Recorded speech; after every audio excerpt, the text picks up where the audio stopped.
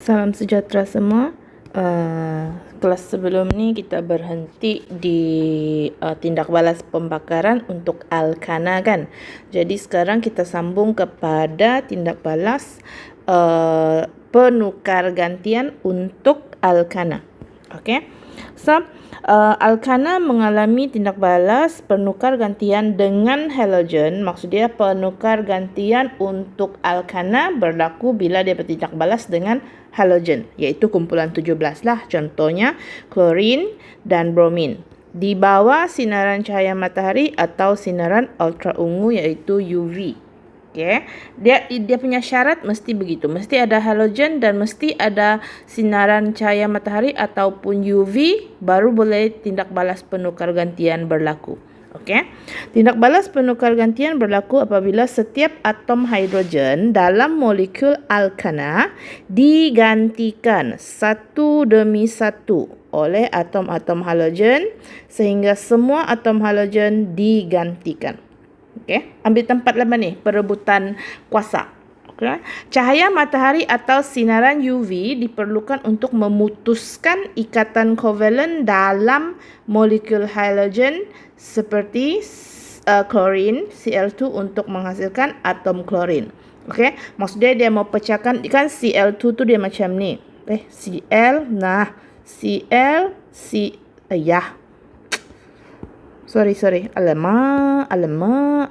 Cl ikat dengan Cl. Jadi untuk memecahkan ikatan ini, okey, dia perlukan sinaran UV supaya dia boleh pecah dan dia boleh bertindak balas dengan alkana lah. Okey. So, contoh apabila gas metana CH4 bertindak balas dengan gas klorin Cl2 berlebihan di bawah cahaya matahari. Kenapa berlebihan? Untuk memastikan semua alkana boleh bertindak balas. Okey. Contohnya kalau kita mau pastikan semua perempuan dapat kahwin, so kita mesti bekalkan lelaki yang berlebihan lah, baru boleh semua perempuan kahwin. Begitulah maksud dia lah. Contohnya, jangan kau guna contoh ni dalam exam. Contohnya untuk kita faham apa maksud klorin berlebihan. Okay. Di bawah cahaya matahari, pelbagai molekul hasil tindak balas yang telah mengalami penukar gantian terbentuk. Okay. Persamaan tindak balas yang berikut menunjukkan cara atom klorin daripada molekul klorin menggantikan atom hidrogen dalam alkana. Okay. Peringkat demi peringkat, satu-satu tempat dia rebut. Jadi kita tengok, okay, sehingga molekul tetraklorometana terbentuk. Nanti kita tengok apa maksud tetra. Kita tengok peringkat 1 dulu. Okay. Kita tengok metana CH4, dia punya lukisan macam ni. Okey, bertindak balas dengan Cl2, dia punya lukisan macam ni. Jadi kamu tengok yang dia kasih kuning itu. Okey, itu menunjukkan Cl2 mau gantikan tempat mau gantikan tempat H2. Jadi di bawah cahaya UV, okey, di bawah sinaran ultra ungu, okey, ini berlaku proses penukar gantian. Okey. H tadi ni digantikan dengan Cl.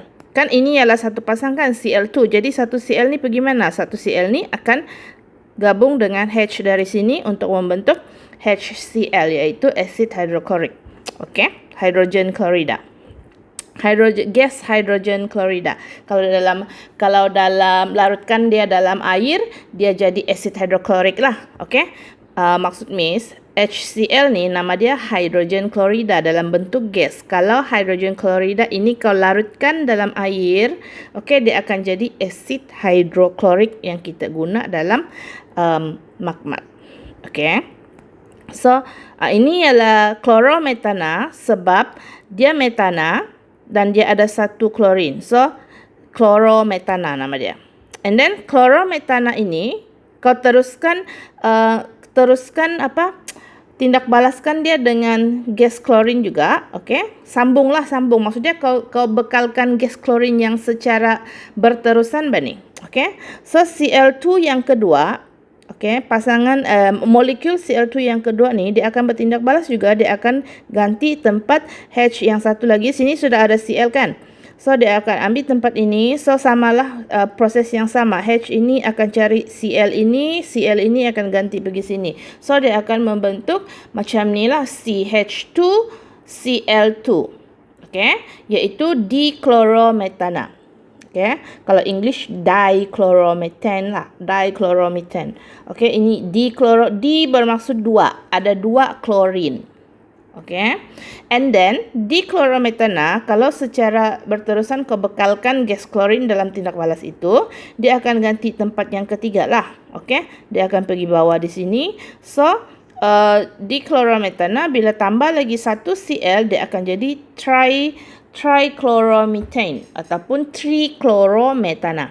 Okey, CHCl3 dalam bentuk gas juga, dan H yang satu ini macam biasalah. Okey, pergi jumpa Cl yang dari sini. Okey, dan kau teruskan lagi tindak balas, jangan berhentikan kau punya bekalan klorin, dia akan jadi macam ni lah. So dia akan ganti macam ni. So dia akan membentuk tetrachlorometana. Jadi bila dia sudah bentuk tetrachlorometana, untuk molekul ini selesailah sudah dia punya proses penukar gantian. Okey, so selesai dia punya proses tukar ganti.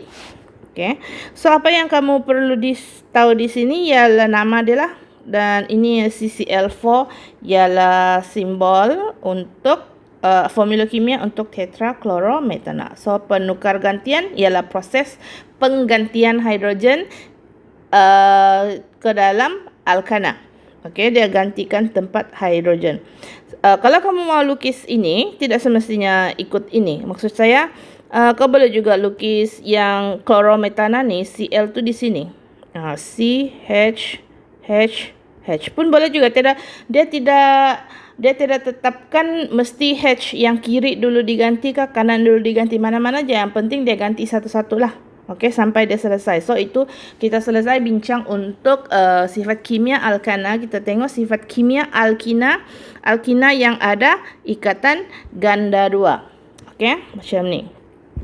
Okey, alkina secara kimia lebih reaktif berbanding alkana kerana kewujudan ikatan kovalen ganda 2 antara dua karbon C.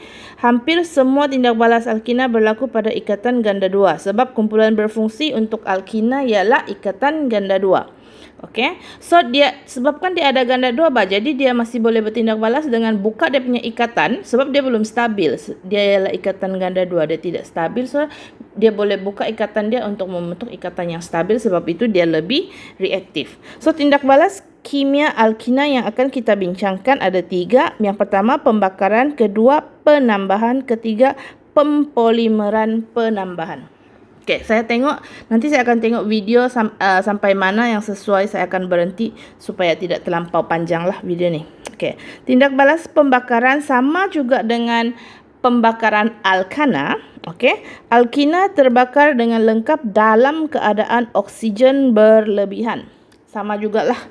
Mesti oksigen berlebihan baru dia akan menjalani pembakaran lengkap. Okey. So kalau dia pembakaran lengkap, dia akan menghasilkan karbon dioksida dan air, sama aja dengan alkana. So C2H4, 3O2, 2CO2 dengan H2O lah. Okey. Yang penting kamu tahu hasil dia.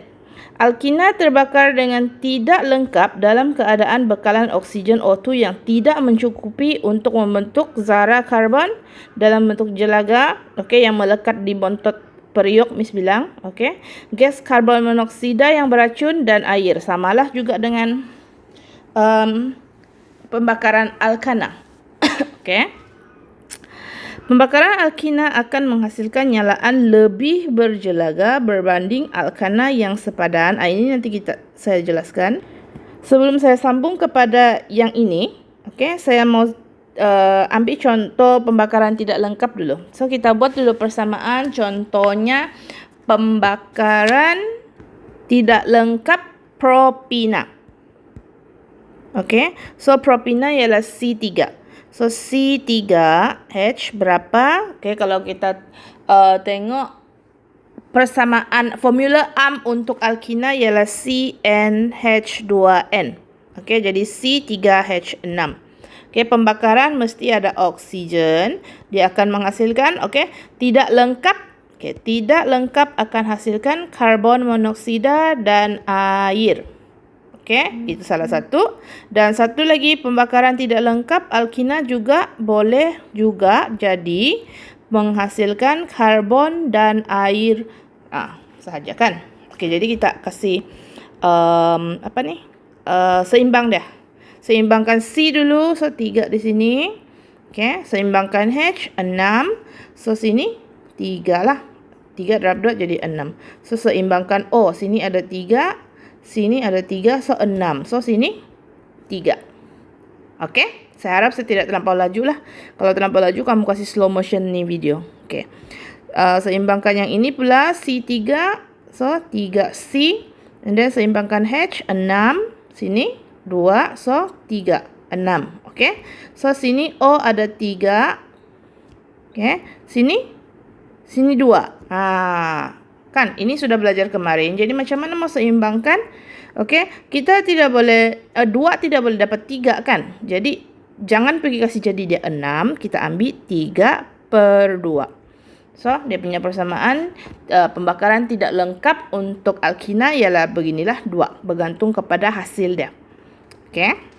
So, kita bincangkan pembakaran alkina akan menghasilkan nyalaan yang lebih berjelaga. Ini soalan boleh jadi soalan struktur ataupun perbincangan. Dia akan tanya kenapa alkina menghasilkan lebih banyak jelaga berbanding alkana. Okey, jadi macam mana kita mau bandingkan? Kalau kemarin kita bandingkan semakin panjang dia punya rantai karbon, semakin banyak jelaga kan. Yang ini kita bandingkan antara alkana dengan alkina. Jadi kalau kita mau buat perbandingan, dia akan bagi kamu bilangan C yang samalah. Contohnya ada 2C, okey. Etina dengan etana. Okey, jadi kita kira etina ialah C2H4. Etana ialah C2 berapa? Okey, etana alkana punya formula AM ialah CnH2n tambah 2. Okey. Kalau kamu keliru, kamu boleh try lukis dia punya formula struktur lah, struktur dia. So ini 6 lah. Okey. So macam mana kita mau buktikan etina siapa yang menghasilkan lebih banyak jelaga? Kita kira peratus karbon. Okey, so macam mana mau kira peratus karbon? So C ada 2, so 12 darab 2, okey, per dengan jumlah JMR. So 12 2 tambah 4 1. Okey, jawapan kamu akan dapat 85.71%. Okey, kira guna kalkulator kalau tidak percaya saya. Okey, so kalau ini 12 2, okey, 12 2 tambah 6 1. So jawapan kamu akan dapat 80%. Jadi siapa yang mengandungi bilangan karbon, peratus karbonnya lebih tinggi? Etina kan? Walaupun sama saja dia punya bilangan C, tapi disebabkan ini bilangan H dia menyebabkan peratus etina, bila dikira peratus etina itu dia mengambil peratus yang lebih tinggi. So sebab itulah etina menghasilkan lebih banyak jelaga berbanding etana. Nah, jawapan dia etina menghasilkan jelaga yang lebih banyak kerana peratus karbon dalam etina adalah lebih tinggi berbanding dalam etana. Okey, guna inilah kata kunci dia. Okey, kita sambung kepada tindak balas penambahan untuk alkina. Okey, so oleh sebab alkina adalah hidrokarbon tak tepu, maksud dia ikatan ganda 2, maka alkina melalui tindak balas penambahan. Okey, tindak balas penambahan berlaku apabila atom lain ditambah pada setiap atom karbon pada ikatan ganda 2 untuk membentuk hasil ikatan kovalen tunggal. Maksudnya daripada ikatan ganda 2 kita mau tambah ahli di sini supaya dia jadi ikatan tunggal. Okey, penambahan ada 5 jenis yang perlu kita belajar. Mungkin saya akan bincangkan 2 sahaja dulu. Okey, penambahan hidrogen. Maksudnya tambahkan hidrogen ke dalam alkina. Nama dia penghidrogenan. Okey, tambah hidrogen, penghidrogenan. So penambahan hidrogen alkina bertindak balas dengan hidrogen pada suhu 180 darjah dengan kehadiran nikel atau platinum sebagai mangkin. Okey, mangkin ialah sesuatu yang boleh mempercepatkan atau melambatkan tindak balas, tetapi dia sendiri tidak terlibat dalam tindak balas. Okey. Okey, untuk menghasilkan alkana yang sepadan. Dia punya, apa yang penting di sini ialah kamu perlu hafal dia punya suhu, maksudnya dia punya syarat. Okey, apa syarat suhu dengan mangkin yang boleh digunakan. Okey, ini boleh keluar di soalan esei. Dia bagi kamu dia minta kamu nyatakan macam mana hasilkan alkana daripada alkina. So ini adalah cara dia lah. So kita tengok terus kepada contoh. Okey, etina macam ni lukisan dia.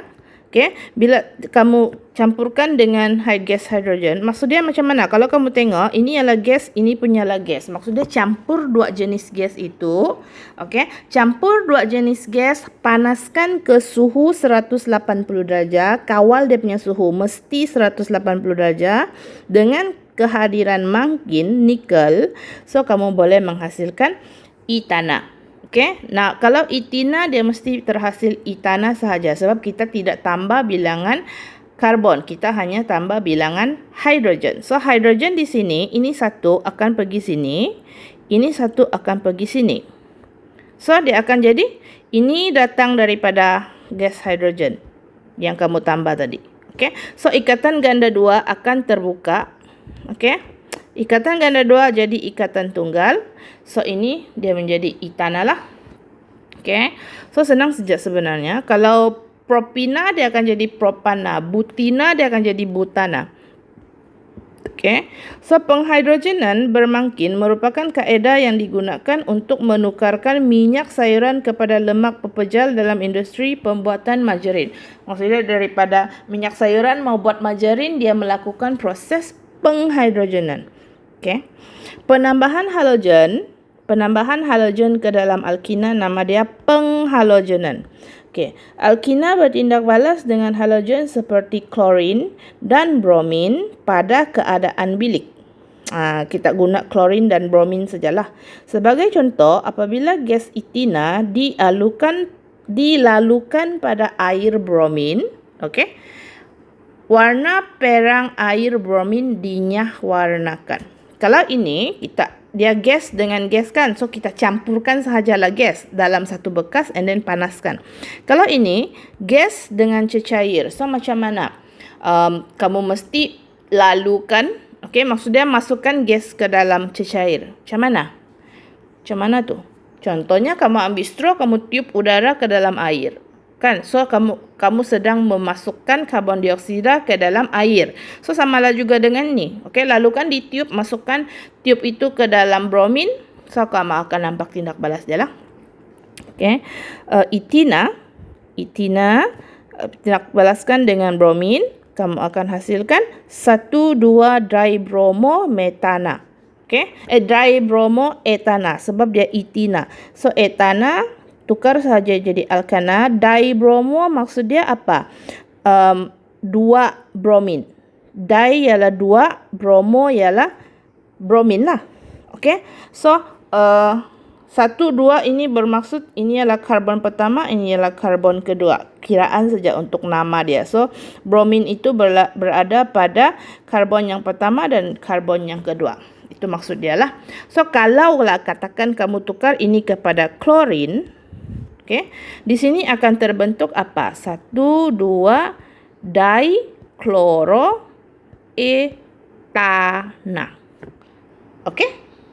Nah, ni ramalkan hasil tindak balas apabila etina bertindak balas dengan klorin. 1, 2 dikloroetana. Dia tidak boleh jadi CH, sini H.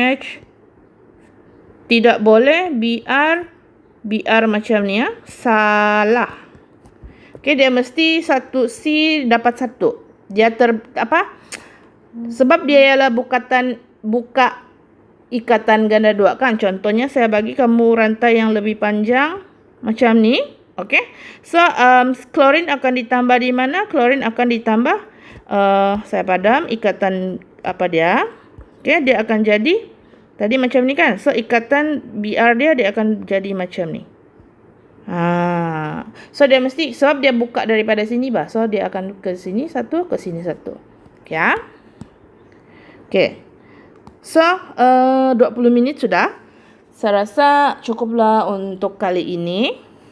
Okey, kita akan sambung 3 lagi tindak balas Alkina dalam kelas seterusnya. Okay, thank you. Bye.